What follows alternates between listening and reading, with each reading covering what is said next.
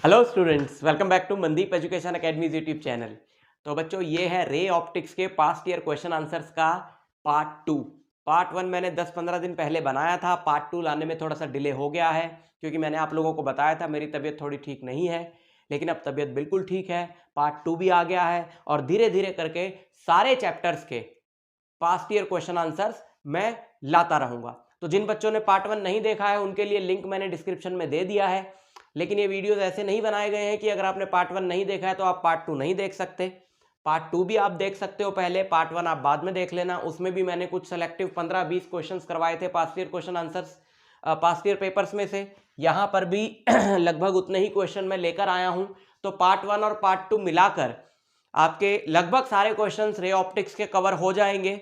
मैंने कुछ क्वेश्चंस छोड़ दिए हैं, वो बिल्कुल स्ट्रेट फॉरवर्ड जो क्वेश्चंस हैं जिसमें जस्ट वैल्यू पुट करो और आंसर आ जाए, इस तरीके के न्यूमेरिकल्स छोड़ दिए हैं, या फिर जो डायरेक्ट थ्योरी क्वेश्चंस हैं वो छोड़ दिए हैं, या जैसे क्वेश्चन मैं करा रहा हूं इनसे जो सिमिलर क्वेश्चंस हैं वो छोड़ दिए हैं। ठीक है, तो आपको कोई दिक्कत नहीं आएगी। इन दोनों वीडियोस को देखने के बाद आप लगभग हर तरह का past year question answer, past year question करना सीख जाओगे, आंसर लिखना मतलब उसका सीख जाओगे। ठीक है, तो शुरू करते हैं बच्चों। आज का पहला क्वेश्चन है A converging beam of light traveling in air converges at point P as shown in the figure। ये एक बीम ऑफ लाइट आ रही है जो पॉइंट P पे कन्वर्ज कर रही है। When a glass sphere of refractive index 1.5 is introduced in between the path of the beam, calculate the new position of the image. Also draw the ray diagram of the image formed. Okay, देखो ये रे यहां पर converge कर रही थी, तो कह रहा है कि ये रे इस पॉइंट P पे कन्वर्ज कर रही थी, लेकिन अगर बीच में एक ग्लास स्फीयर डाल दिया जाए 10 सेंटीमीटर डायमीटर का, तो ऑब्वियसली इस सरफेस पे क्या होगा, रिफ्रैक्शन होगा। तो फिर ये बीम कहीं और कन्वर्ज करेगी, तब तो ये रेस ऐसे स्ट्रेट नहीं जाएंगी ना। तो कह रहा है बताओ कि अगर बीच में ये ग्लास स्फीयर डाल दिया जाए तो इमेज कहां बनेगी। तो स्फेरिकल रिफ्रैक्टिंग सरफेस के लिए, और वो भी रेयर टू डेंसर के लिए, क्या होता है relation, μ1 minus μ2 by r equal to μ1 by u minus μ2 by v। ठीक है, इसको याद रखने का तरीका यह है कि दोनों तरफ न्यूमिरेटर में μ1 माइनस μ2 है और डिनोमिनेटर में जो अल्फाबेट्स हैं they are in alphabetical order, r u v, right. इसमें μ1 होगा रिफ्रैक्टिव इंडेक्स मीडियम का, और μ2 होगा रिफ्रैक्टिव इंडेक्स जो भी आपका सरफेस है, यानी यहां पर स्फीयर है। r उसका रेडियस ऑफ कर्वेचर है, u इमेज ऑब्जेक्ट डिस्टेंस है, v इमेज डिस्टेंस है। ठीक है, तो हम बात कर रहे हैं इस वाले सरफेस की बच्चों, है ना, इसी वाले सरफेस की बात कर रहे हैं, बिकॉज यहीं पे तो रिफ्रैक्शन होगा। तो देखें जरा कहां पर फाइनल इमेज बनेगी। तो इस वाले सरफेस के लिए फाइनल इमेज बननी किसकी है भाई, किसकी फाइनल इमेज बननी है, इसकी बननी है ना। तो ये हमारे लिए वर्चुअल ऑब्जेक्ट का काम करेगा, और 20 सेंटीमीटर हमारे लिए हो गया ऑब्जेक्ट डिस्टेंस। सो u जो है वो इस तरफ 20 सेंटीमीटर है ना, यानी कि u कितना हो गया, u हो गया +20 सेंटीमीटर, राइट। और बताओ r कितना है, r रेडियस कितना है, 10 तो डायमीटर हो गया। तो radius of curvature of the surface is what, it is +5 centimetre, right. और ये जो ग्लास स्फीयर है इसका रिफ्रैक्टिव इंडेक्स है 1.5, तो μ2 क्या हो गया 1.5, और सराउंडिंग में क्या है, एयर है, तो सराउंडिंग मीडियम का रिफ्रैक्टिव इंडेक्स हो गया 1। अब अपन ने क्या करना है कि ये सारी वैल्यूज यहाँ पर डाल देनी है। तो μ1 इज 1, तो μ1 को यहाँ पे 1 डाला, माइनस μ2 की जगह 1.5 डाला, डिवाइडेड बाय r की जगह 5 डाला, equal to μ1 1 divided by u की जगह कितना डाला 20 डाला, माइनस μ2 1.5 डिवाइडेड बाय v, और v अपने को पता नहीं है क्योंकि यही तो हमने निकालना है, राइट। तो v हम यहां से निकाल लेंगे, 1 minus 1.5 is minus 0.5, minus 0.5 by 5 is minus 1/10, और इसको भी इधर ले आओ।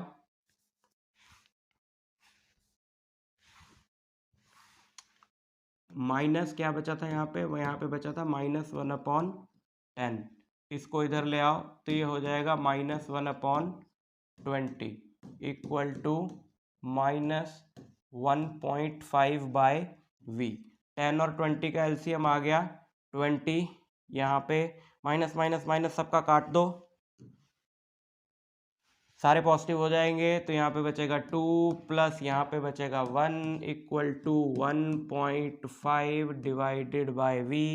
ये आएगा 3, तो 3/20 equal to 1.5/v which gives, इसको इससे काटा 0.5 बचेगा, तो v आ गया 10 सेंटीमीटर। यानी कि पॉजिटिव 10 सेंटीमीटर का मतलब है कि जो फाइनल इमेज बनेगी, जो फाइनल इमेज बनेगी वो इस तरफ बनेगी 10 सेंटीमीटर पे, है ना। यहां से यही तो हमारा है ना पोल, यहाँ P से 10 सेंटीमीटर पे, लेकिन जब हम P से 10 सेंटीमीटर पे इमेज बनाएंगे तो हम तो यहाँ पहुंच जाएंगे इसके दूसरे सरफेस पे। सो दैट इज द रे डायग्राम। यानी कि ये जो रेज कन्वर्ज करेंगी, ये आती हुई रेज जब कन्वर्ज करेंगी तो यहाँ मीट करेंगी ये, तो फाइनल इमेज जो है हमारी आई वो यहाँ पर फॉर्म होगी। ठीक है, समझ में आ गया? Okay, next. Point O marked on the surface of a glass sphere of diameter 20 centimeter is viewed through glass from position directly opposite to point O. If the refractive index of the glass is 1.5, find the position of the image formed. Also draw the ray diagram. लगभग same question है। यहाँ पर हमारे पास O पे, है ना, इस O पे कुछ मार्क है, यहाँ पे हमने O पे कुछ मार्क लगा दिया और इस तरफ से देखा, है ना, इस तरफ से देखा। अब इस तरफ से जब तुम देखोगे, जैसे इससे जो लाइट रे आ रही है, ठीक है, अब वो लाइट रे यहां से बेंड करेगी रेयर टू डेंसर, है ना। यहाँ पे नॉर्मल ड्रॉ किया, चलो ये नॉर्मल ऑलरेडी ड्रॉन है तो वहीं से ले लेते हैं। ये यहां से ये लाइट रे ऐसे जाएगी, ठीक है, ये नॉर्मल है, ये नॉर्मल है। अब ये डेंसर टू रेयर जा रही है, क्योंकि ये ग्लास है तो ये डेंसर हुआ और सराउंडिंग में क्या है, एयर है, वो रेयर हुआ। डेंसर टू रेयर है तो बेंडिंग अवे फ्रॉम नॉर्मल होगी। अब बेंडिंग जो अवे फ्रॉम नॉर्मल हो रही है, ये इसका रहा एक्चुअल पाथ, तो बेंडिंग अवे फ्रॉम नॉर्मल होगी। अवे फ्रॉम नॉर्मल तो इतनी भी हो सकती है, अवे फ्रॉम नॉर्मल तो इतनी भी हो सकती है ना, समझ रहे हो। लेकिन अगर बेंडिंग इतनी हो रही है, दूसरी रे जो है ना, सरफेस से रिफ्रैक्ट होने के बाद जहां दो रेज मीट करती है वहां इमेज बनती है। तो ये तो अपनी पहली रे है, तो अपने को पता नहीं है कि ये जो पहली रे है ये इतना बेंड होगी या इतना होगी। लेकिन सपोज अगर ये इतना होती है, दूसरी रे हम ये मान लेते हैं कि जो प्रिंसिपल एक्सिस के अलोंग है, तो ये तो स्ट्रेट जाएगी क्योंकि ये इस पे परपेंडिकुलरली फॉल करेगी, राइट। तो ये दोनों रेज अभी इसकी भी बात करेंगे अगर ये होता है तो। लेकिन अगर बेंडिंग ऐसी होती है तो ये दोनों रेज इधर तो मीट करेंगी नहीं, बिकॉज ये डाइवर्ज हो रही है ना। तो तब इनको हमें वर्चुअली एक्सटेंड करके इधर मीट कराना पड़ेगा कहीं। तो उस केस में यहां से जो बंदा देख रहा है उसको इस O की इमेज, एक वर्चुअल इमेज यहां दिखाई देगी। लेकिन अगर ये यहां ज्यादा बेंड हो रही है तो ये दोनों यहीं मिल जाएंगी, तो उस O की एक इमेज यहां पे स्क्रीन पे उतारी जा सकती है। तो अपने को पता नहीं है कि क्या हो रहा है, हम फॉर्मूला लगाएंगे तो पता चलेगा, राइट। तो फॉर्मूला हम लगाएं कौन से सरफेस के लिए, ये वाले सरफेस के लिए। पहली बार रिफ्रैक्शन कहां हुआ, पहली बार रिफ्रैक्शन हुआ इस वाले सरफेस पे। तो ये हमारी जो लाइट है वो जा रही है denser to rare. Denser to rare अगर लाइट जाएगी तो फॉर्मूला डेंसर टू रेयर वाला लगेगा। पीछे जो हमने फॉर्मूला पढ़ा है वही फॉर्मूला लगेगा, लेकिन वो तो रेयर टू डेंसर के लिए था। बस आपने जहां जहां 1 है वहां 2 लगा देना है, जहां जहां 2 है वहां 1 लगा देना। यानी वो था μ1 माइनस μ2, है ना, दैट वाज μ1 माइनस μ2। यहां पे आपने कर देना है μ2 माइनस μ1, μ2 माइनस μ1, है ना, μ2 माइनस μ1 डिनोमिनेटर वाले अल्फाबेटिकल ऑर्डर में। ठीक है, मेरे हाथ का बड़ा मजाक उड़ाते बच्चे, सर आपको लिखना नहीं आता। एक तो कमेंट आया, पहले तो तू पेन पकड़ना सीख। अच्छा, पहले मैं पेन पकड़ना सीख लूँ तो बाद में क्या करूँ भाई। बड़ी दिक्कत है लिखने में। मैं कोशिश कर रहा हूँ, कुछ प्रॉब्लम है मेरे राइट हैंड में, हालांकि मैं बचपन से राइट हैंड से लिखता आ रहा हूँ, लेकिन फिर भी मुझे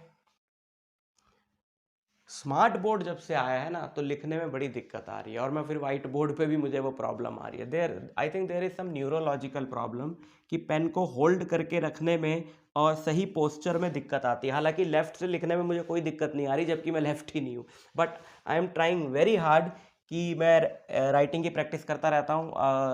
आई नो कुछ बच्चे देख के थोड़ा इरिटेट सा होते हैं कि सर का हाथ कैसे जा रहा है लिखते हुए, लेकिन बहुत जल्दी इसको ठीक कर लिया जाएगा। मैं मेहनत कर रहा हूँ, मेरे लिए बोर्ड पे लिखना थोड़ा सा मुश्किल है, बट मैं आप लोगों के लिए कर रहा हूँ ताकि जल्दी जल्दी आपके पास्ट ईयर क्वेश्चन आंसर्स और इम्पॉर्टेंट चीज़ें सारी कवर हो जाएं।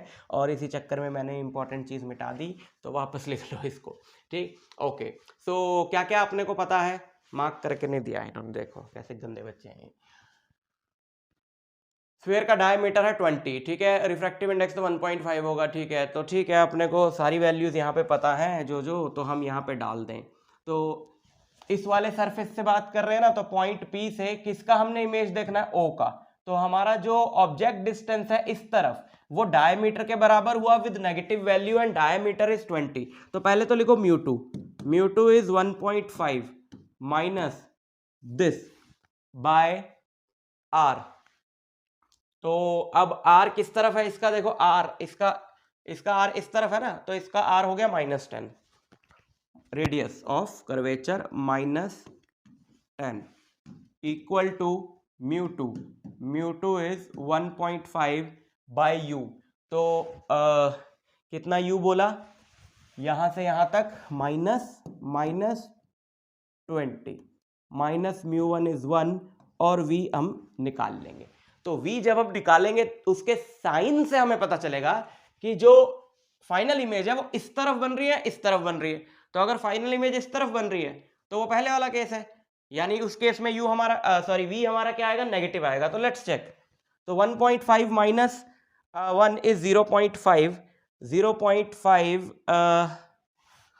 this will be 0.5 by -10, that is -1 by 20, ठीक है, इक्वल टू, इसको भी इधर लाके ऐड कर देते हैं, है ना, तो plus 1.5 by 20 equal to -1 by v।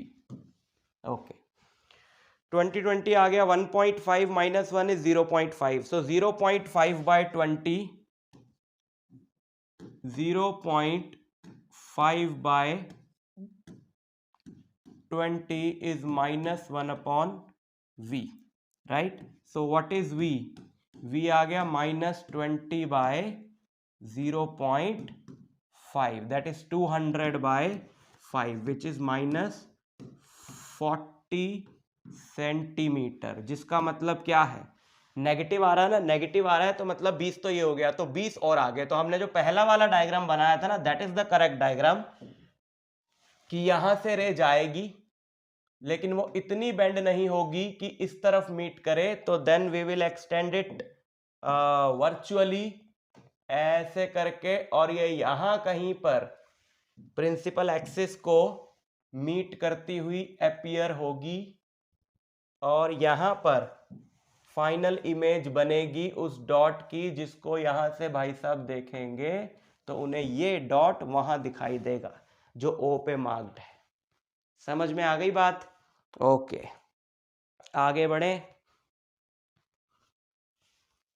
Calculate the distance of an object of height h from a concave mirror of radius of curvature 20 centimetre.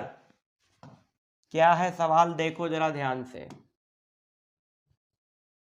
Calculate the distance of an object of height h from a concave mirror of radius of curvature 20 centimetre. तो concave mirror दे रखा है जिसका radius of curvature अपने को दे रखा है 20 centimetre. Concave mirror का radius of curvature होता है नेगेटिव, बिकॉज कॉन्केव मिरर ये रहा, इसका रेडियस ऑफ कर्वेचर होता है इस तरफ, इधर वाले डिस्टेंसेस को हम क्या लेते हैं, नेगेटिव। तो हमने इसको पहले ही नेगेटिव ले लिया। और फोकल लेंथ की भी हमें जरूरत पड़ेगी इस क्वेश्चन में, तो फोकल लेंथ होता है रेडियस ऑफ कर्वेचर का हाफ, तो फोकल लेंथ भी अपन पहले लिख लें कि ये होगी -10 सेंटीमीटर। आगे पढ़ते हैं। Calculate the distance of an object. तो हमें क्या निकालना है, हमें निकालना है u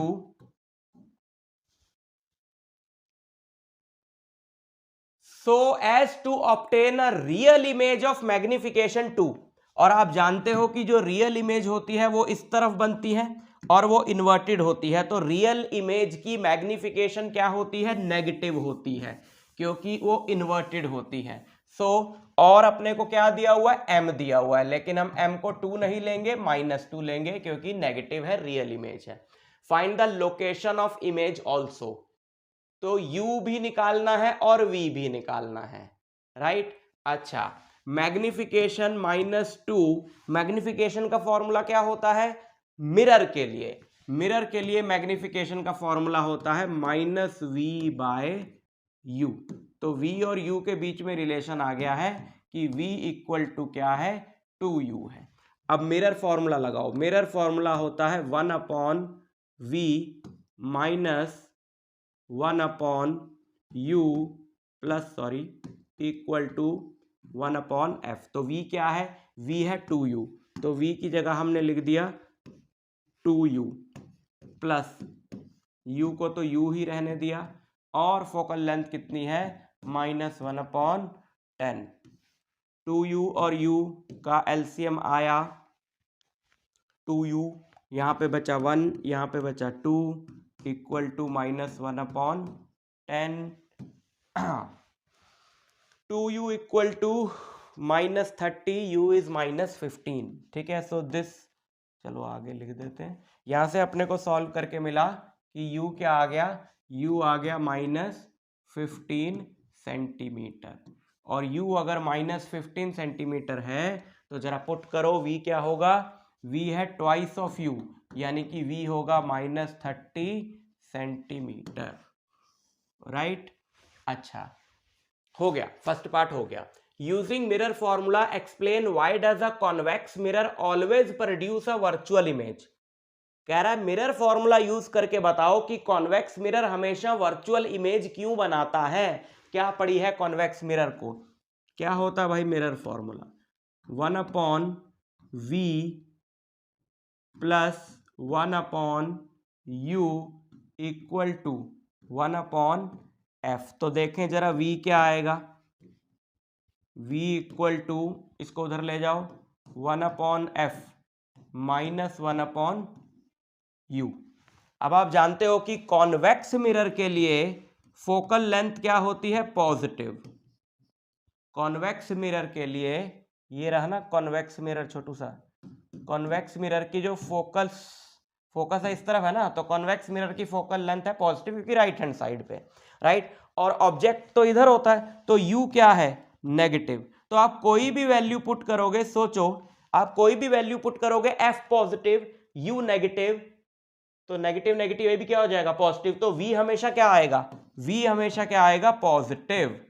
v हमेशा क्या आएगा, पॉजिटिव, यानी कि v कभी भी इस तरफ नहीं बनेगा, हमेशा मिरर के अंदर बनेगा।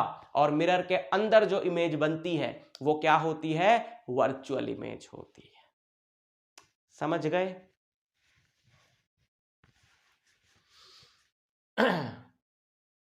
A symmetric biconvex lens of radius of curvature r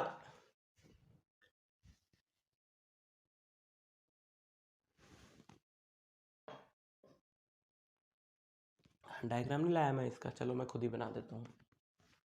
A symmetric biconvex lens of radius of curvature r made up of glass of refractive index 1.5 is placed on a layer of liquid placed on the top of the plane mirror as shown in the figure। कित्थे है जी figure, लो जी figure, ये रही जी figure, ये रहा plane mirror. और बड़ा important question है ये, लिखा एक बार है, आया बहुत बार है, स्कूल एग्जाम्स में भी बहुत बार आया। तो क्या कह रहा है कि एक प्लेन मिरर है और उस प्लेन मिरर के ऊपर हमने एक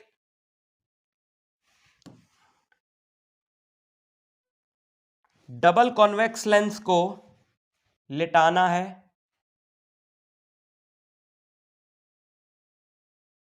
ठीक। अच्छा, और दूसरी बात यह है कि इस कॉन्वेक्स लेंस और प्लेन मिरर के बीच में एक लिक्विड की लेयर भी है, ठीक है। जैसे यहां पे हमने एक लिक्विड डाल दिया यहां पे, ठीक, ये रहा, ये पूरे में लिक्विड है।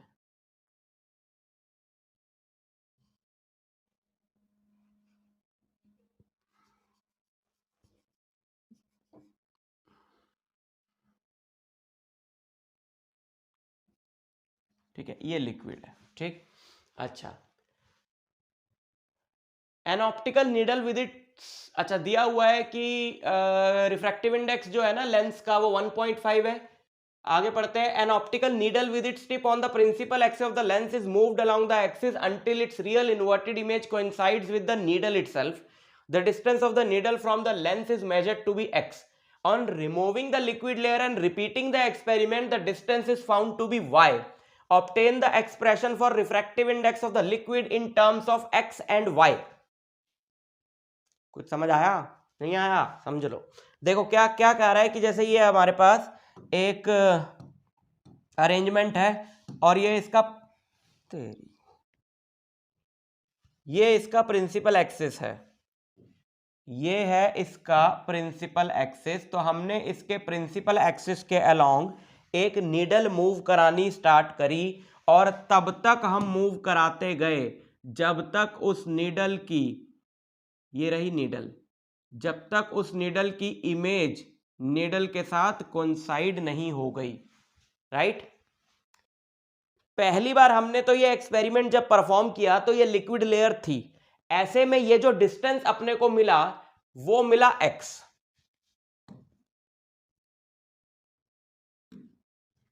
फिर हमने इस लिक्विड लेयर को रिमूव करके यही एक्सपेरिमेंट दोबारा किया कि नीडल को तब तक मूव कराया जब तक उसकी इमेज उसके साथ कोइंसाइड नहीं कर गई, और तब हमें जो ये डिस्टेंस मिला वो था y। अब क्या बोला है? Obtain the expression for refractive index of liquid in terms of x and y। फिर कह रहा है कि ये जो लिक्विड है इसका रिफ्रैक्टिव इंडेक्स निकालो x और y की टर्म्स में। तो बच्चों देखो, ऑब्जेक्ट के साथ इमेज कोइंसाइड कब करेगी? ऑब्जेक्ट के साथ इमेज तब कोइंसाइड करेगी जब रेज अपने सारी पाथ को रिट्रेस करेंगे, है ना। जहां ऑब्जेक्ट है भाई, ऑब्जेक्ट से रेज निकली, लेकिन जहां ऑब्जेक्ट है वहीं इमेज बन गई, तो इसका मतलब है ऑब्वियसली रेज वापस वहीं आ गई जहां से चली थी। तो जहां पर इमेज है वहीं पर ऑब्जेक्ट, तब जहां पर ऑब्जेक्ट है वहीं इमेज तब बनती है जब रेज अपने पाथ को क्या करती हैं? रिट्रेस करती हैं, वापस वहीं आती हैं। ऐसा क्यों हो रहा है? प्लेन मिरर की प्रेजेंस से। देखो जैसे ये प्लेन मिरर है ना, और यहां पे हमने रख दिया, यहां पे हमने रख दिया ये कॉन्वेक्स लेंस,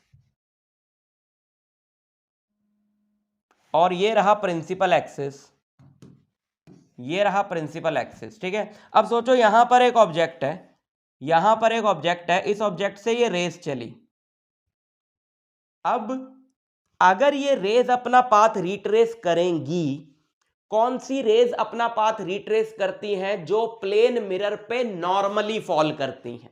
इसका मतलब है अगर ये इन रेज ने अपना पाथ रिट्रेस करा है तो ये प्लेन मिरर पे नॉर्मली फॉल की हैं, राइट। ये प्लेन मिरर है,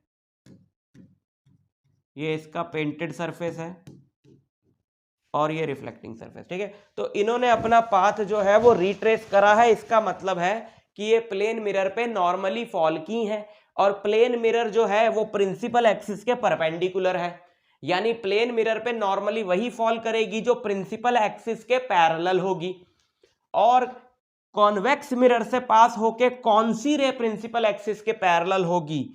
सिर्फ वही जो फोकस से आएगी।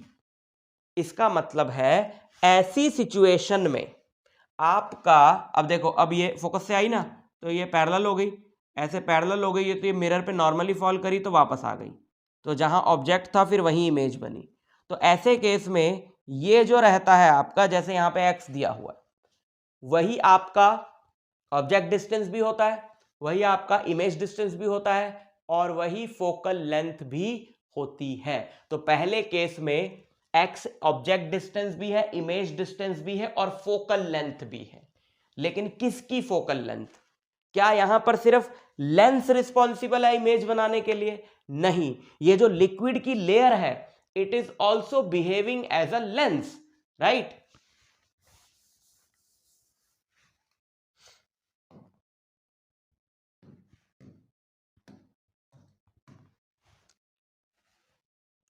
अब जरा इस लिक्विड की लेयर को ऑब्जर्व करो। ये जो लिक्विड की लेयर है ना, ऐसे है ना, ऐसे ऐसे और ऐसे और ऐसे है ना, ये जो लिक्विड की लेयर है। तो ये लिक्विड की जो लेयर है बच्चों, ये आधा कॉनकेव लेंस है ना। अगर मैं इसको ऐसे खड़ा करके ऐसे दिखाऊं आपको, तो ये आधा कॉनकेव लेंस है। और इसका जो रेडियस ऑफ कर्वेचर होगा, यानी ये, वो ऑब्वियसली वही होगा जो लेंस का है, क्योंकि वही तो इसको शेप दे रहा है। समझ में आई बात? अच्छा, तो क्या होगा कि जो x है वो एक कॉन्वेक्स लेंस और दूसरा लिक्विड के द्वारा जो बनाया हुआ लेंस है, उन दोनों लेंसेज की कॉम्बिनेशन की फोकल लेंथ है। और आप जानते हो कि कॉम्बिनेशन की जो फोकल लेंथ होती है 1/f होती है, वो होती है 1/f1 प्लस 1/f2। तो ये कॉम्बिनेशन की फोकल लेंथ है, जिसको मैं यहां पर लिख लूं x। और f1 किसकी फोकल लेंथ है? f1 फोकल लेंथ है लेंस की। अपने क्या निकालना है? रिफ्रैक्टिव इंडेक्स निकालना है। और चलो इसको लिख लेते हैं 1/f of lens, right, lens plus 1/f of liquid. अब लिक्विड की फोकल लेंथ क्या है? तो लिक्विड की फोकल लेंथ की बात अभी करेंगे। लेंस की फोकल लेंथ क्या है? सोचो, लेंस की फोकल लेंथ क्या है?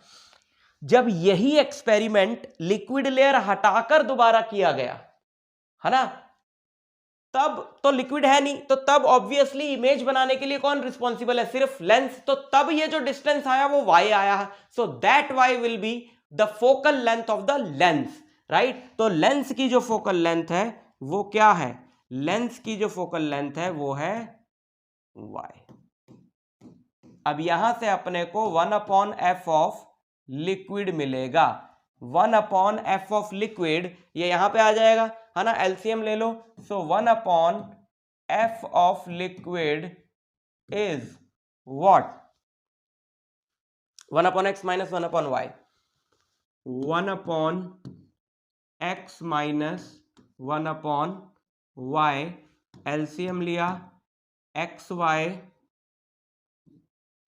y minus x। So this is the value of 1/f of liquid. लेकिन लिक्विड लेंस पे, ये जो लिक्विड लेंस था हमारा, इधर बना देता हूं मैं इसको खड़ा करके, ये जो लिक्विड लेंस था हमारा, इस लिक्विड लेंस का, इस लिक्विड लेंस पे लेंस मेकर्स फॉर्मूला लगाओ। इसका जो रेडियस ऑफ कर्वेचर r1 है वो क्या है? -r।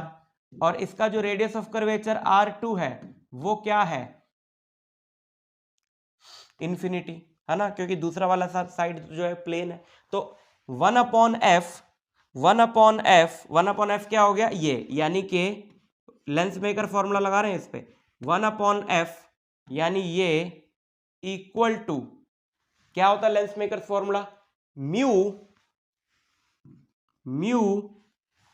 Of liquid -1 into 1/r1 minus 1/r2। तो 1/r1 हो जाएगा -1/r and -1/r2, मतलब -1/infinity, right? So this will give you an equation. यहां से अपने को r भी नहीं निकालना, क्योंकि r क्वेश्चन में मेंशन्ड है, तो हम यूज कर सकते हैं। दूसरी रही value 1.5 which is the refractive index of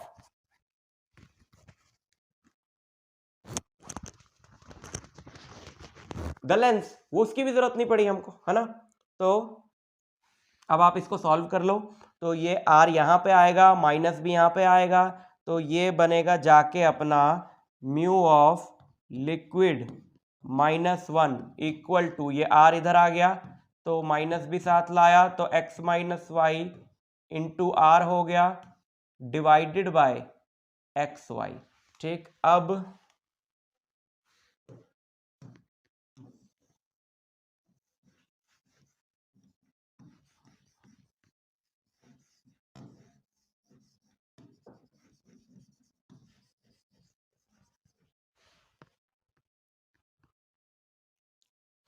one को इधर ले आओ, so that will be the final answer mu of liquid LIQ, ये भी लिक्विड है ना, ये भी liquid.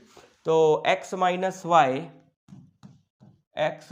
Y into r upon x Y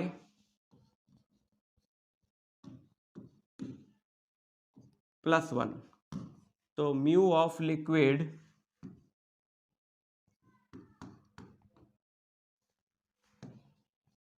x y नीचे और x minus y into r plus x y. समझ में आई बात? ओके पानी पी लें जरा। Next, a biconvex lens of glass of refractive index 1.5 having focal length 20 centimeter. So a biconvex lens of glass of refractive index 1.5 focal length 20, convex lens की focal length होती है positive, so 20 centimeter is placed in a medium of refractive index 1.65। तो medium का refractive index यानी कि μ1, ये glass का refractive index हो गया μ2। Find its focal length.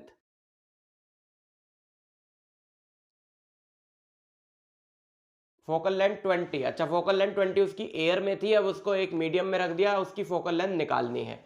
तो एयर में जो फोकल लेंथ थी 1/f equal to that was mu of 2 यानी कि lens by mu of 1 minus 1 upon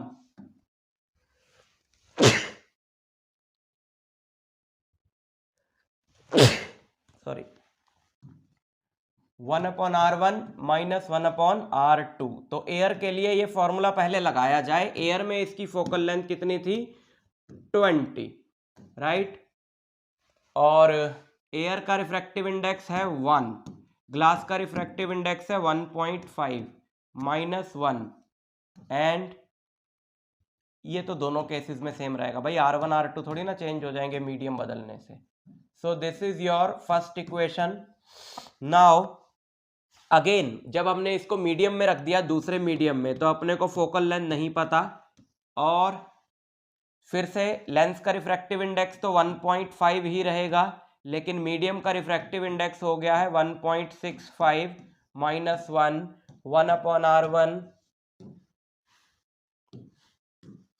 minus 1/r2 ऐसे ही रहेगा। ये रहा हमारा 2। तो R1 R2 अपने पास वैसे भी नहीं है, तो आप इसको डिवाइड कर दो। जब आप इसको डिवाइड करोगे तो इससे ये कैंसिल हो जाएगा। जब इससे ये कैंसिल हो जाएगा तो आपके पास जो बचेगी छोटी सी इक्वेशन 1, देखो ये डिवाइड हो गए दोनों, है ना, तो f/20 तो इस तरफ आ गया,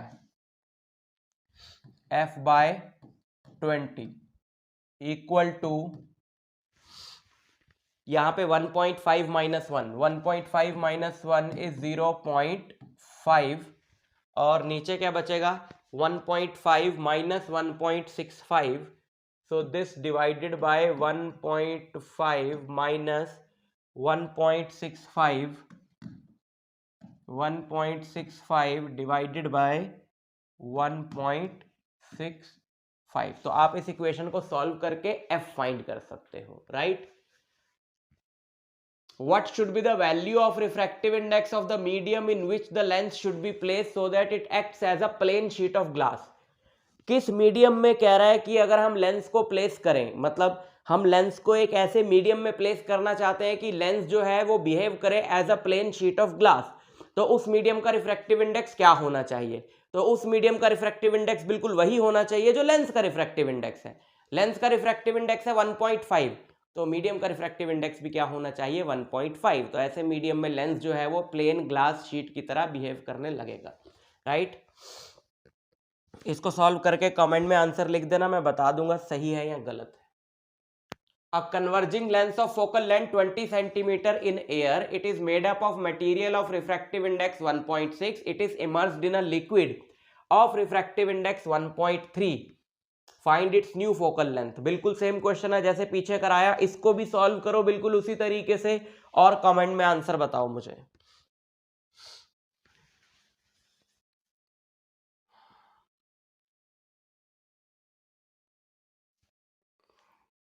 A convex lens of focal length, a convex lens of focal length 20 centimeter, a convex lens of focal length 20 centimeter and a concave lens of focal length 15 centimeter are kept 30 centimeter apart. यहां पे रखा convex lens और थोड़ी दूरी पे रखा concave lens.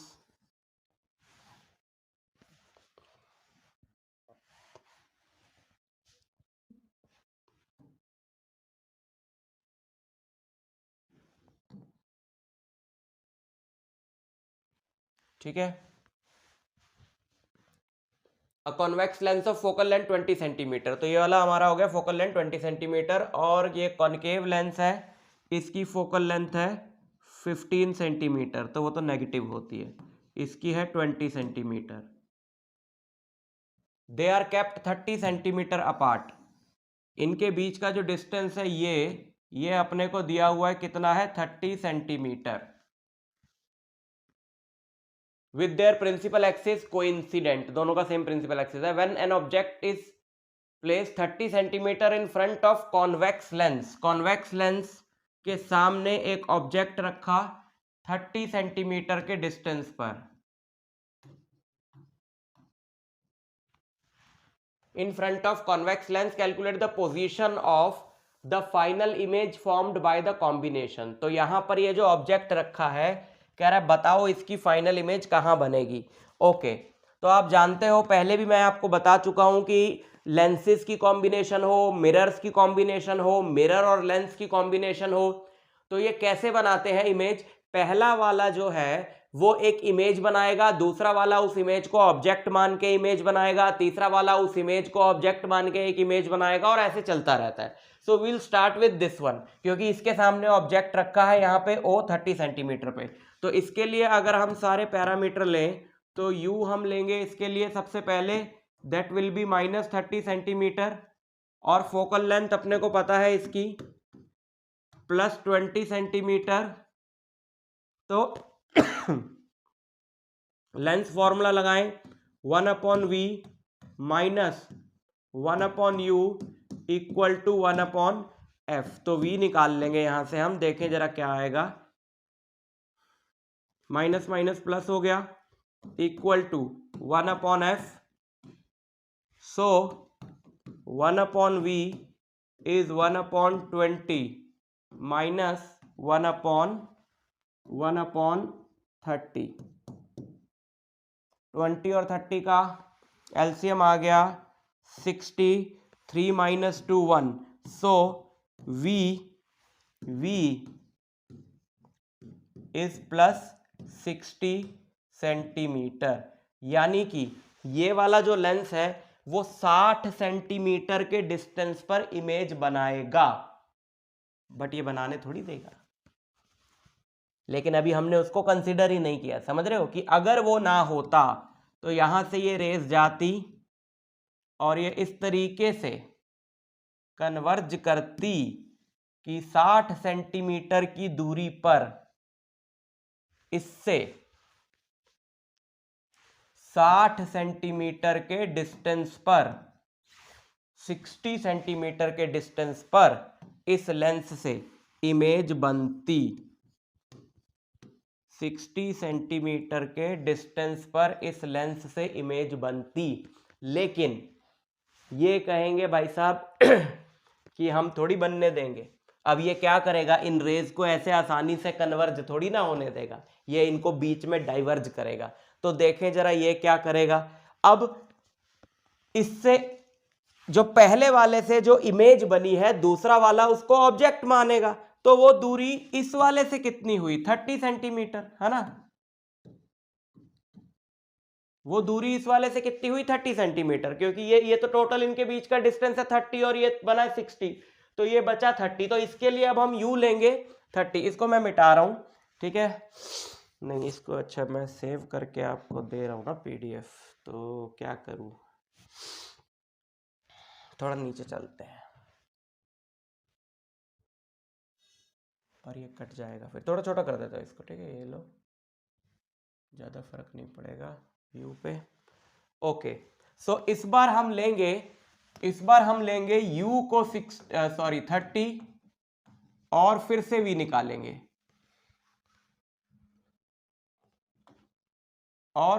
निकालेंगे, focal length अपने को पता है, फोकल लेंथ कितनी है, फोकल लेंथ है 15, लेकिन लेंगे -15 क्योंकि ये कॉनकेव लेंस है, तो -15 सेंटीमीटर। फिर से लगाया हमने length formula 1/v minus 1/u equal to 1/f।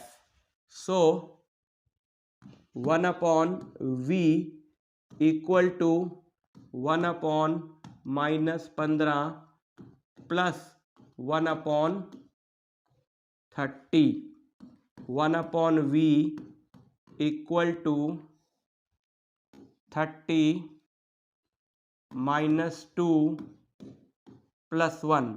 So this will be v equal to -30 centimetre, right. तो -30 मतलब 30 इधर, लेकिन इधर से 30 वापस आऊंगा तो लेंस के सेंटर पे आ जाऊंगा।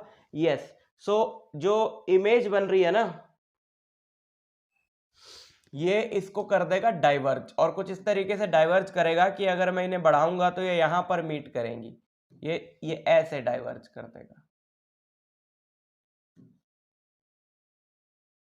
समझ रहे हो ऑप्टिक्स के फंडे। ये रेज जो ऐसे जा रही थी, ऐसे आती आती ये ऐसे डाइवर्ज कर देगा, समझ गए, ऐसे, और ये यहां पर मीट करेंगी, तो फाइनल इमेज अपने को यहां पर दिखाई देगी, ना कि यहां पर, ठीक। अच्छा, would this result change if the object were place 30 centimetre in front of the concave lens. वो कह रहा है कि क्या आंसर बदलता अगर जो ऑब्जेक्ट है जो 30 centimetre in front of convex lens रखा था हमने, अगर हम उसको 30 centimetre in front of concave lens रखते तो क्या आंसर बदलता। आंसर नहीं बदलता, बिकॉज अब हमने क्या कर दिया भाई, जहां पे इमेज बन रही थी वहां ऑब्जेक्ट कर दिया। तो एक चीज होती है ऑप्टिक्स में which is called the principle of reversibility of light, कि अगर आप जहां पर ऑब्जेक्ट है वहां पर इमेज बन रही है, तो जहां पर इमेज बनेगी वहां पर ऑब्जेक्ट होगा, लेकिन अगर जहां पर ऑब्जेक्ट है वहां इमेज है। समझ में आया, मतलब जहां पर इमेज बन रही है अगर वहां ऑब्जेक्ट रख दो तो जहां ऑब्जेक्ट था वहां इमेज बनने लगेगी। That is called the principle of reversibility of light. समझ में आई बात। ओके,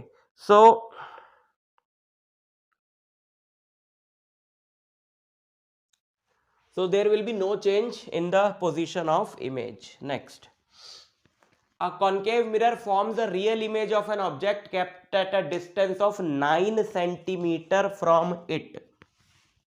पहले हमने एक कॉनकेव मिरर के सामने ऑब्जेक्ट रखा 9 सेंटीमीटर के डिस्टेंस पे। If the object is taken away from the mirror by 6 centimetre, तो 6 सेंटीमीटर और दूर कर दिया, image size reduces to 1/4 of its previous size.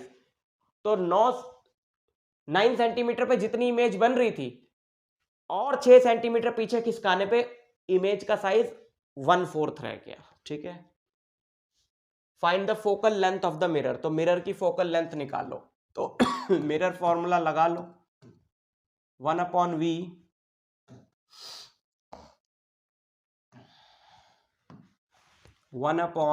v minus 1 upon plus 1 upon u equal to 1 upon f. तो v का तो यहाँ पे कोई काम ही नहीं है। मैग्निफिकेशन क्या होती है? मैग्निफिकेशन होती है minus v by u. So let's find magnification. v से डिवाइड कर दो, u से डिवाइड कर दो चलो, क्योंकि v का तो कोई काम नहीं है ना, तो जरा इसको हटाया जाए। u से डिवाइड अगर मैं कर दूं, सो this is what I will get, right?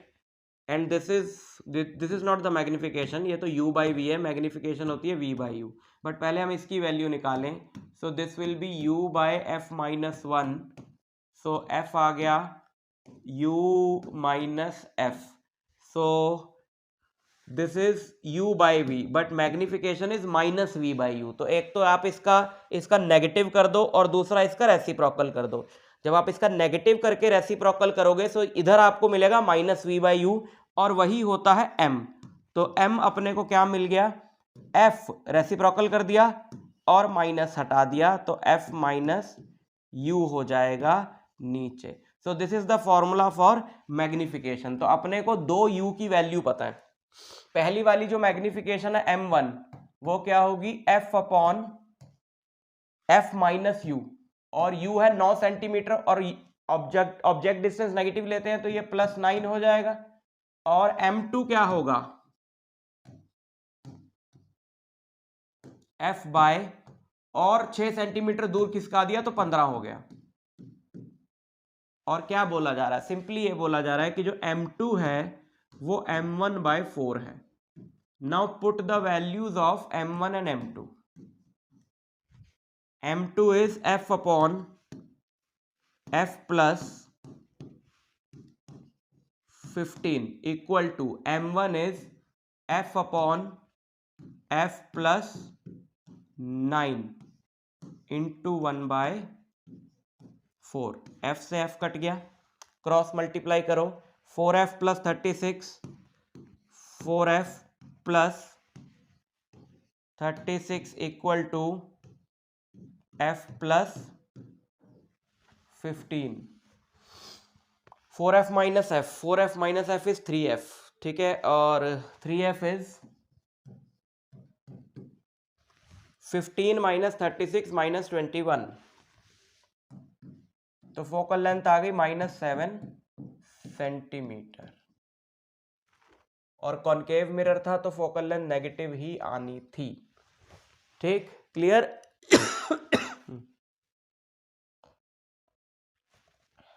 Next,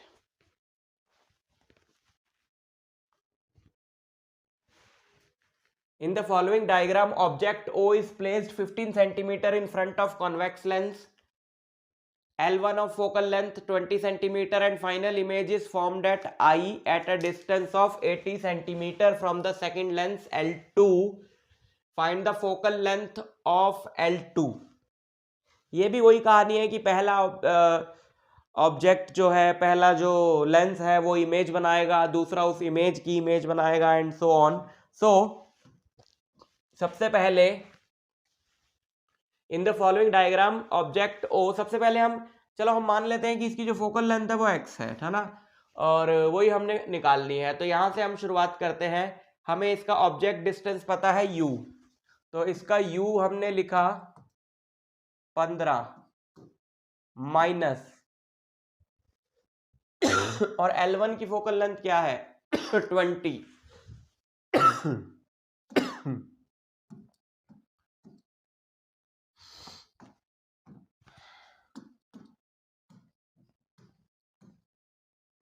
सो जरा लेंस फॉर्मूला लगाओ। 1 upon v minus 1 upon u, minus minus हो जाएगा plus, equal to 1 upon f. तो 1 upon v equal to 1 upon 20 minus 1 upon 15, which is 20 और 15 का LCM आ गया 30, नहीं आ गया 60 आ गया। तो ये 3 माइनस 4, तो v आ गया -60। अब -60 आ गया, इसका मतलब है कि माइनस मतलब इस तरफ, यानी कि जो फाइनल इमेज जो ये इमेज बना रहा है इस ऑब्जेक्ट की, वो इस तरफ बना रहा है 60 सेंटीमीटर पे, राइट। और वो इमेज दूसरे वाले लेंस के लिए ऑब्जेक्ट का काम करेगी। अच्छा, तो इसके लिए ऑब्जेक्ट डिस्टेंस क्या हो जाएगा, इससे 60 सेंटीमीटर दूर, और 20 तो इनमें ऑलरेडी डिस्टेंस है, तो इससे वो ऑब्जेक्ट जो इसकी इमेज है इसके लिए ऑब्जेक्ट का काम करेगी, वो 80 सेंटीमीटर दूर हो गई, है ना। 20 + 60, तो इसके लिए हम u लेंगे -80 सेंटीमीटर, और इसकी फोकल लेंथ अपने को नहीं पता, वो x है, और इसके लिए v क्या है, फाइनल इमेज तो उसने बताया हुआ ना कि फाइनल इमेज बन रही है 80 सेंटीमीटर पे, है ना। तो फाइनल इमेज यहाँ पे बन रही है, तो v हो गया +80। So we can find x 1/v -1/u minus minus plus equal to 1/f। तो 2/80, 2/80 is 1/40, तो फोकल लेंथ इज 40 सेंटीमीटर। तो L2 की फोकल लेंथ कितनी हो गई, 40 सेंटीमीटर, राइट।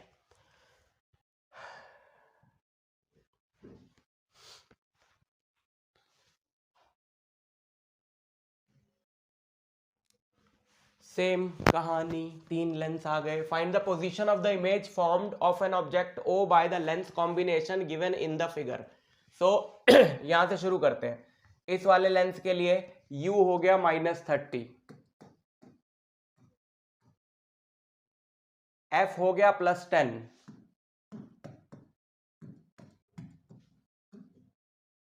तो 1/v minus minus plus 1/u equal to 1/10। So 1/v is, ये आएगा इधर, तो एलसीएम आ जाएगा 33 - 1, तो v आ गया 15, v आ गया 15 सेंटीमीटर। यानी ये जो ऑब्जेक्ट की इमेज बनाएगा वो अपने से 15 सेंटीमीटर के डिस्टेंस पर बनाएगा, ओके। अब वो इमेज इसके लिए ऑब्जेक्ट का काम करेगी, तो वो इससे कितनी दूर होगी, तो 5 सेंटीमीटर, तो ये इससे दूर है। इससे इमेज पॉजिटिव 15 यानी इस तरफ 15 है, तो 5 घटा दो इससे 10 सेंटीमीटर पे। तो L2 लेंस के लिए, मान लो ये लेंस है L1, ये L2 और L3, है ना। तो L2 लेंस के लिए ऑब्जेक्ट डिस्टेंस हो गया +10 सेंटीमीटर, फोकल लेंथ है -10, फोकल लेंथ है -10, और अब इसका v निकालेंगे 1/v -1/u equal to 1/f। ये दोनों सेम है, कट गए, 1/v आ गया 0, 1/v 0 आ गया, तो v आ गया इन्फिनिटी। यानी इसके लिए इमेज बनेगी इन्फिनिटी पे। इमेज इन्फिनिटी पे तब बनती है जब ऑब्जेक्ट फोकस पे होता है। तो यही हुआ, इसकी तो भाई की फोकल लेंथ ही 10 सेंटीमीटर थी, और इसके लिए ऑब्जेक्ट डिस्टेंस भी 10 सेंटीमीटर आ गया, यानी कि इसके लिए इमेज कहां बनेगी, इन्फिनिटी पे बनेगी। लेकिन इसके लिए जो इमेज बनेगी वो इसके लिए क्या करेगी, ऑब्जेक्ट का काम करेगी। तो इसके लिए ऑब्जेक्ट डिस्टेंस क्या हो गया, इन्फिनिटी हो गया, राइट। तो L3 की बात करें, अगर हम L3 की बात करें, अब L3 की अगर हम लोग बात करें तो U इन्फिनिटी हो गया, F30 हो गया, 1/v -1/u equal to 1/f। 1/infinity हो गया 0, तो v आ गया 30 सेंटीमीटर। v कितना आ गया, 30 सेंटीमीटर। तो इससे जो रेज हैं वो निकल के पैरेलल जाएंगी, बट ये उनको कन्वर्ज कर देगा 30 सेंटीमीटर की दूरी पे। तो final image will be formed at 30 centimetre from this lens, right. इसकी तो फोकल लेंथ ही 30 है, इसकी फोकल लेंथ 30 है और ये इमेज डिस्टेंस भी इसका 30 है। अब यानी कि इमेज इसके फोकस पे बन रही है। इमेज फोकस पे कब बनती है? जब ऑब्जेक्ट इन्फिनिटी पे होता है। ऑब्जेक्ट इन्फिनिटी पे क्यों है? u इन्फिनिटी हो गया ना इसलिए इसकी इमेज फोकल लेंथ पे बनेगी। समझ में आ गई बात? Okay, same question. अब ये मैं आपको तीसरा क्वेश्चन दे रहा हूं जिसका आपको मुझे, तीसरा नहीं दूसरा, क्योंकि पहला तो मैंने लगभग 90% सॉल्व कर दिया था। कमेंट में आंसर चाहिए। और देखो, कमेंट नहीं करोगे तो पता नहीं चलेगा कि तुम साथ साथ कर रहे हो, क्योंकि तुम्हारे लिए वीडियो लेकर आ रहा हूं मैं अपनी क्लासेस में तो वैसे ही सॉल्व करता रहता हूँ, बहुत बार सॉल्व करा चुका हूँ, पहले सॉल्व तो कर नहीं रहा ऑब्वियसली, तुम्हारे लिए लेकर आ रहा हूँ। और तुम अगर नहीं करोगे तो फिर कोई फायदा नहीं है लाने का, ना ही तो अंदर से एनर्जी आएगी, ना एंथू आएगा, ना जोश आएगा, कुछ भी नहीं आएगा, मोटिवेशन नहीं मिलेगी करने की। तो इसलिए फटाफट कमेंट करते चलो।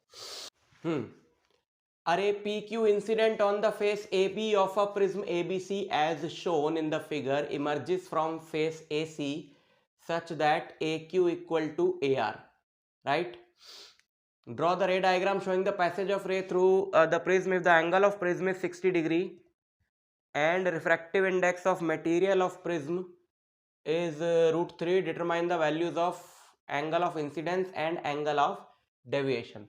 तो ये एक इक्विलेटरल प्रिज्म है हमारे पास क्वेश्चन में मेंशन नहीं किया है, बट ये इक्विलेटरल प्रिज्म है, अदरवाइज इस क्वेश्चन को इस तरीके से सॉल्व नहीं किया जा सकता। So it is an equilateral prism जिसका ये एंगल कितना है इक्विलेटरल प्रिज्म है तो 60 डिग्री है। और यहां पर हमने इसको बनाते, देखो यहां पे ये रे आई है PQ,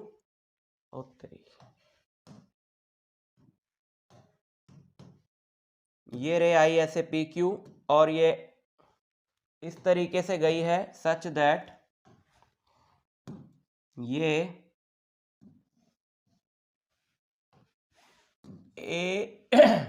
AQ और AR इक्वल है ना, AQ और AR इक्वल है, AQ और AR क्या है? इक्वल है।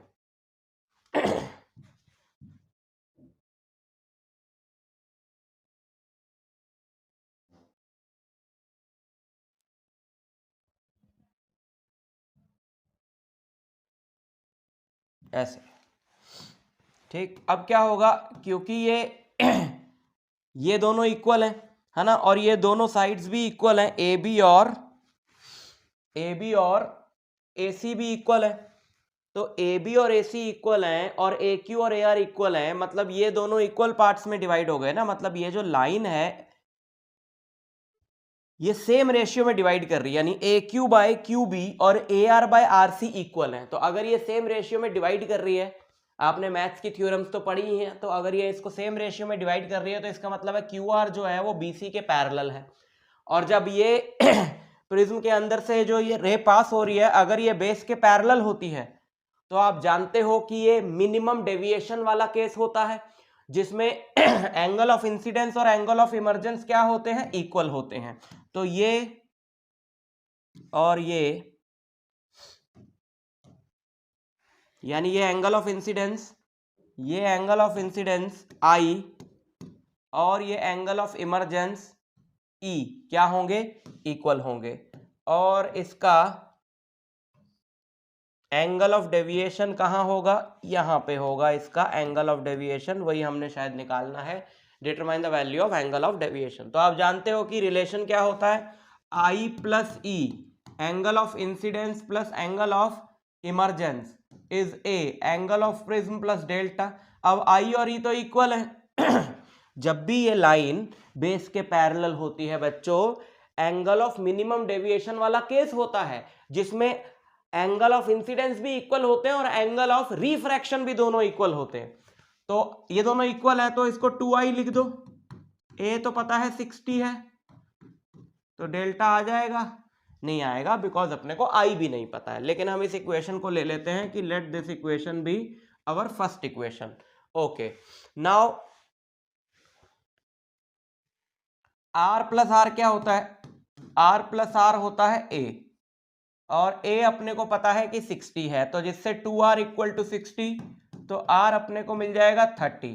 फिर अगर हम लोग स्नेल्स लॉ लगाएं अगर हम स्नेल्स लॉ लगाएं, sine i by sine r यानी कि sine 30 equal to refractive index of the prism which is √3, तो साइन 30 होता 1/2, 1/2 उधर जाएगा तो √3/2 आएगा, तो साइन आई की वैल्यू अपने को मिल जाएगी √3/2। √3/2 कहाँ होता है? 60 डिग्री पे होता है, तो एंगल ऑफ इंसिडेंस अपने को मिल गया कि 60 डिग्री है। एंगल ऑफ इंसिडेंस यहां पे अब रख दो, आप आई को रख दो 60, तो 2 × आई, देयरफॉर यहां पे पुट करो इस वाली इक्वेशन में 2 × i, so 120, 2 × 60 is 120 equal to 60 plus delta which gives delta is 120 minus 60, यानी कि सब 60 आ रहा भाई। तो angle of, determine the value of angle of incidence. अच्छा, एंगल ऑफ इंसिडेंस भी निकालना था, तो अपने को वैसे भी निकालना था डेल्टा निकालने के लिए, तो वो है 60 और डेल्टा भी क्या है? 60 है।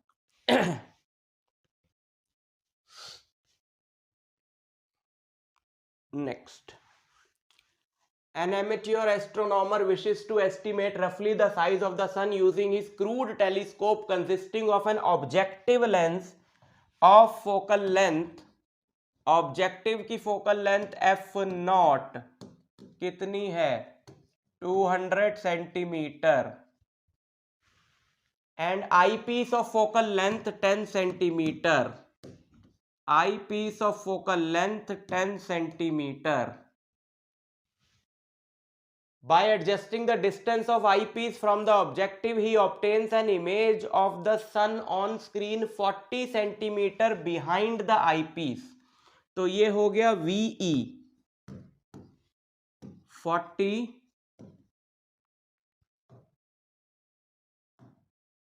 40 centimetre.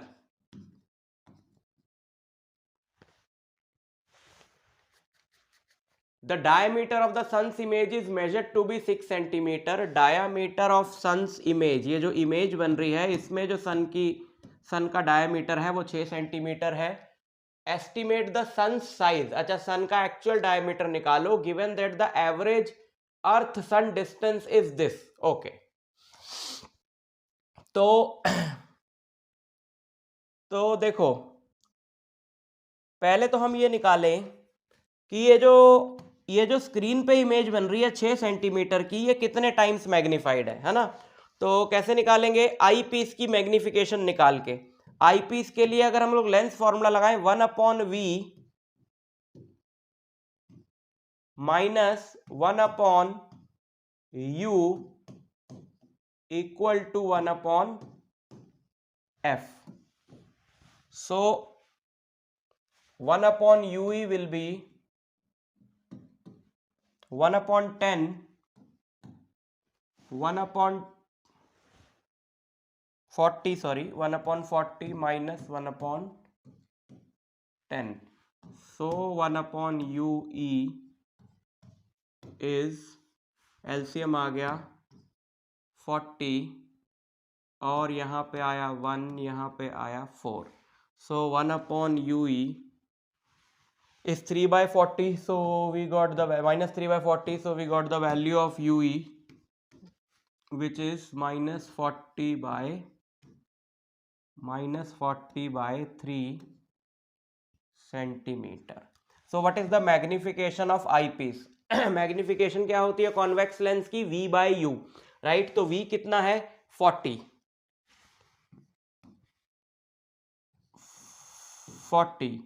Bye u, 40/3। Negative sign ignore कर सकते हो क्योंकि नेगेटिव इसलिए आ रहा है मैग्निफिकेशन में क्योंकि इन्वर्टेड इमेज बनती है फाइनल, ठीक है? तो अपन सिर्फ ये देख रहे हैं कि जो इमेज है वो 3 टाइम्स मैग्निफाइड है विद रिस्पेक्ट टू व्हाट? किसके रिस्पेक्ट में मैग्नीफाई करता है? जो आई पीस होता है वो ऑब्जेक्टिव के रिस्पेक्ट में मैग्नीफाई करता है, यानी कि ऑब्जेक्टिव के रिस्पेक्ट में 3 गुना मैग्नीफाई करके दिखा रहा है वो इमेज, यानी कि ऑब्जेक्टिव जो इमेज बना रहा होगा वो होगी 2 सेंटीमीटर की, है ना? ऑब्जेक्टिव जो बना रहा होगा इमेज उसकी लेंथ होगी 2 सेंटीमीटर, बिकॉज 6 टाइम्स, मतलब 6 सेंटीमीटर अगर आई पीस बना रहा है, 3 गुना ज्यादा ऑब्जेक्टिव से, तो ऑब्वियसली ऑब्जेक्टिव की 2 सेंटीमीटर होगी, राइट। अब जैसे तो ये 2 सेंटीमीटर है। अब देखो हो क्या रहा है, जैसे रफ डायग्राम एक बनाते हैं आपको समझाने के लिए। जैसे ये है ऑब्जेक्टिव, है ना, और ये है आई पीस। अब यहां पे है सन, इस सन से आई रेज ऐसे, और उसकी बनी एक यहां पे इमेज। उस इमेज को इसने, ये वाली जो इमेज है ना, ये सन की यहां पे जो इमेज बनी 2 सेंटीमीटर की बनी, इसको इसने इसने दिखाया 6 सेंटीमीटर का, राइट। अच्छा, तो let us say that this angle कुछ इसको इस तरीके से बना लो कि सन को मत दिखाओ, सन को मत दिखाओ, सन बहुत ही ज्यादा दूर है ना। चलो आपको समझाने के लिए मैं दिखा देता हूं, लेकिन लेट अस एज्यूम कि जो दूसरी वाली रे है विच इज कमिंग फ्रॉम सन,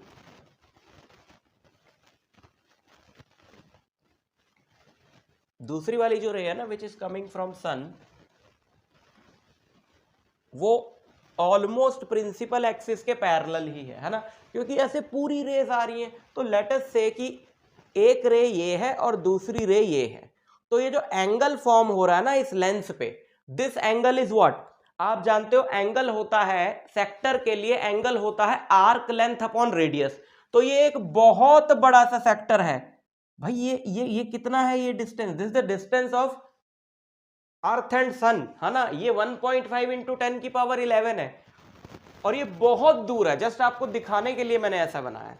तो ये एक सेक्टर है, ये सेक्टर है, ये इसका आर्क लेंथ है which is the diameter of sun, and this can be assumed as the radius of the sector, right. तो एंगल होता है आर्क लेंथ अपॉन रेडियस। तो diameter, actual diameter of the sun D, यहां पे मैंने इस D को छे लिया है ना, तो चलो डी एस ले लेता हूं मैं यहां पे, diameter of sun, arc length by radius which is the distance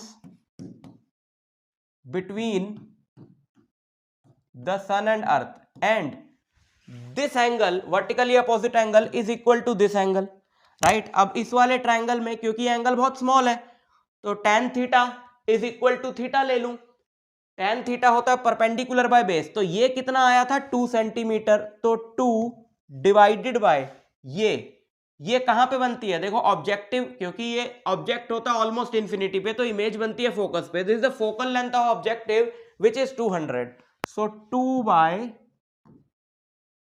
200, right. So यहां से you will get ds which is, ये उधर चला जाएगा, 1/100 बचेगा, 2 जीरो काट दो, 1.5 into 1.5 into 10 raise to power 9 metre approximately, data के हिसाब से, मतलब सन का जो साइज होगा वो ये होगा, ठीक। ऑप्टिकल इंस्ट्रूमेंट का numerical.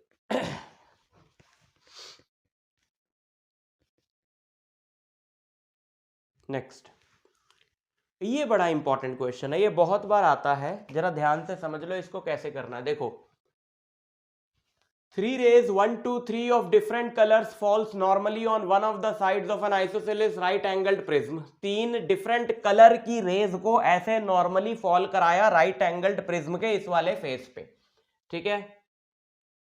The refractive index of the prism for these 3 rays, इन तीनों के लिए रिफ्रैक्टिव इंडेक्स है प्रिज्म का 1.39 1.47 1.52 respectively. Find which of these rays get internally reflected and which get only refracted from AC.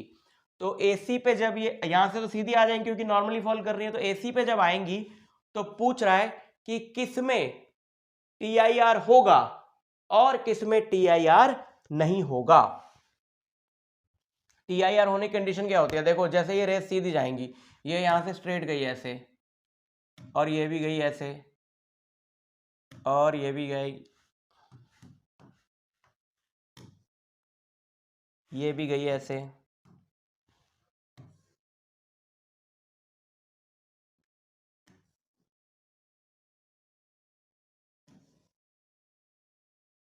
है ना। So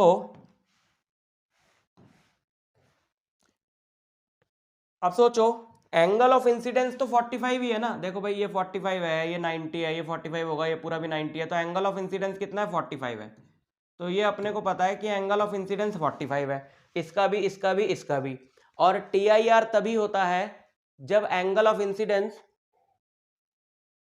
is more than the critical angle होता है। तो सिंपल सी बात है भाई, TIR तब होगा जब 45 degree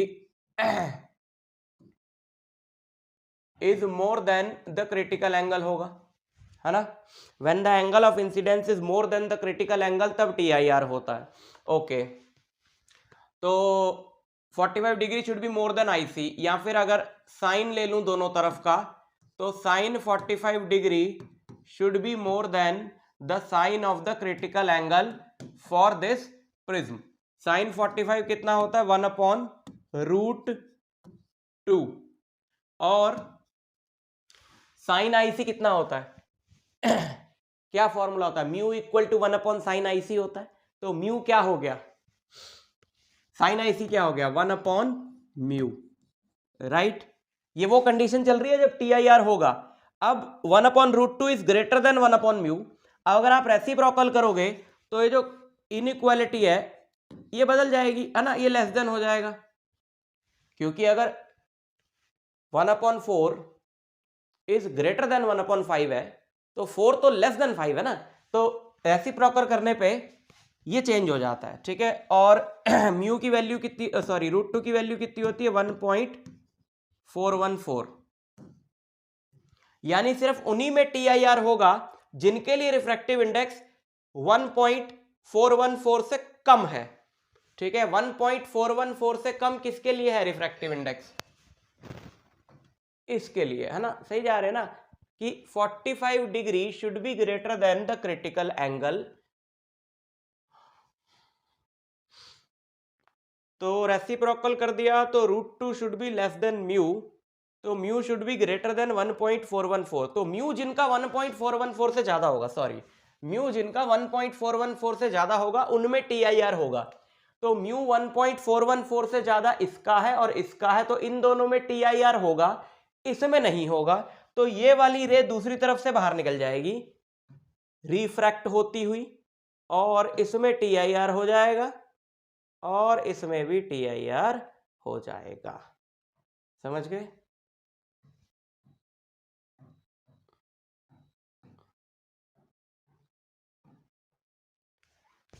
next, a triangular prism of refracting angle 60 degree of a transparent material of refractive index 2/√3. A ray of light is incident normally on the face KL. Trace the path of the ray as it passes through the prism and calculate the angle of emergence and angle of deviation. बहुत question करा दिए, पिछले में 3-4 question आ गए थे ऐसे, और आज भी करा दिया है। तो आई थिंक ये भी आप खुद ट्राई कर सकते हो, और इसको ट्राई करके आपने क्या करना है, कमेंट में आंसर बताना है। तो जरा जल्दी से बताना, और अगर नहीं होता है किसी का करेक्ट आंसर नहीं आता है तो मैं अगले वीडियो में इसको उठा लूंगा, राइट। लेकिन पार्ट 1 देख लेना, 3-4 क्वेश्चन, एक तो सेम यही था 3-4 क्वेश्चन मैंने करा दिए, तो आप कर सकते हो, राइट। मतलब इतनी ज़्यादा हेल्प आप नहीं लो किसी की कि आपको एक एक चीज़ वो बताए, अब खुद ट्राई करो। बहुत सारे कॉन्सेप्ट बता दिए, बहुत सारे टाइप के क्वेश्चंस बता दिए, अपना दिमाग लगाओ और आंसर बताओ। तो मैं आपसे मिलता हूँ नेक्स्ट लेक्चर में, तब तक के लिए ऑल द वेरी बेस्ट।